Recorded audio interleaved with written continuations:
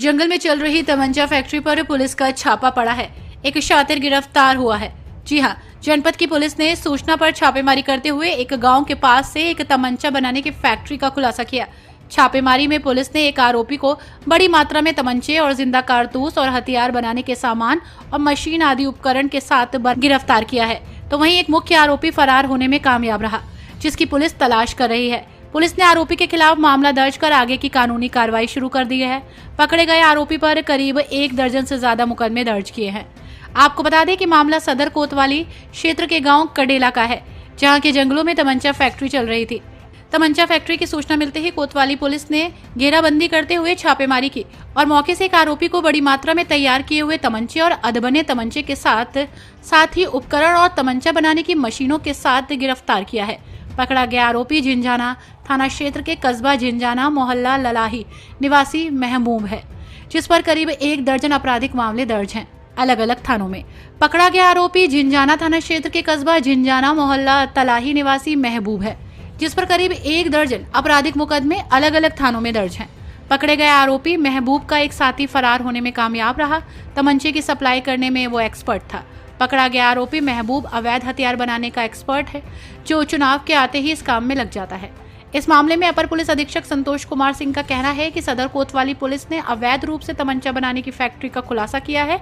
एक आरोपी को पुलिस ने गिरफ्तार किया है, उसका साथी फिलहाल फरार है, जिसको पकड़ने के लिए कार्रवाई हो रही है। पुलिस ने मौके से 5 देसी बने हुए तमंचे और कुछ अधबने तमंचे और उपकरण मशीन बरामद की है। पकड़ा गया आरोपी शामली जनपद में करीब 1 दर्जन मुकदमे में वांछित है। पकड़े गए आरोपी पर शामली जनपद में करीब 1 दर्जन मुकदमे दर्ज है। पकड़े गए आरोपी का फरार साथी सप्लाई करने का काम करता था। इसमें कहना गलत नहीं होगा कि बनने वाला अवैध हथियार चुनाव में ही इस्तेमाल करने के लिए तैयार किया जाता था। पुलिस अब हर पहलू पर जांच कर रही है। जल्द ही फरार आरोपी को गिरफ्तार कर लिया जाएगा। सर, क्या पूरा मामला है जो तमंचे वगैरह आरोपी वगैरह गिरफ्तार हुए? ये बहुत दिनों से पुलिस अधीक्षक महोदय के स्तर पर जानकारी प्राप्त हो रही थी कि एक असलाह बनाने वाला व्यक्ति इस शामली में बना रहा है। इस बीच में हमारी टीमें लगी हुई थी, तो थाना प्रभारी कोतवाली शामली और एसओजी के द्वारा एक व्यक्ति को गिरफ्तार किया गया है।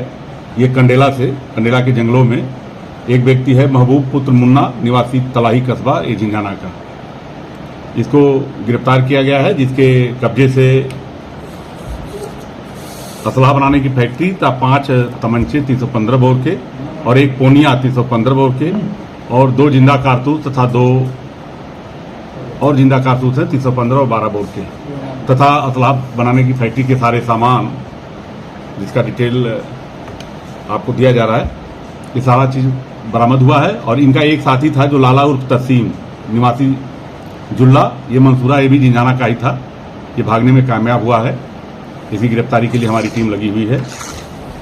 जो अभियुक्त पकड़ा गया है, इसके ऊपर अभी तक जो जानकारी प्राप्त हुई है 11 मुकदमे पंजीकृत हैं विभिन्न अभियोगों के। और जो दूसरा व्यक्ति जो फरार हुआ है, इसके बारे में भी जानकारी अपुष्ट रूप से प्राप्त हुई है कि करीब आधा दर्जन मुकदमे उसके ऊपर भी हैं, लेकिन इसका अभी सत्यापन किया जा रहा है। जैसे गिरफ्तारी की जाएगी उसके बाद और जानकारी। सर, जैसा आरोपी पकड़ा गया तमंचा फैक्ट्री है, इनकी सप्लाई कहाँ होती थी और कितने रुपए में बेचते थे? मैंने कहा ना कभी पूछताछ, चूंकि दूसरा अभियुक्त है जो मेन जो भगा हुआ है, वो मतलब इस असलहों को सप्लाई करने का काम करता था। कहाँ बेचा है, इसके पहले कितना बेचा है, किसके पास बेचा है, इसकी सबकी जानकारी चूंकि उसके पकड़े जाने के बाद होगी।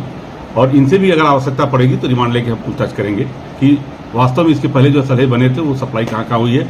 इसके पहले जो मुकदमे हैं, ये भी इनकी भी जानकारी की जाएगी कि क्या पूर्व में जो इनके जहाँ असलहे बेचे गए थे वो अभियुक्तों का कितना हाथ है इसमें।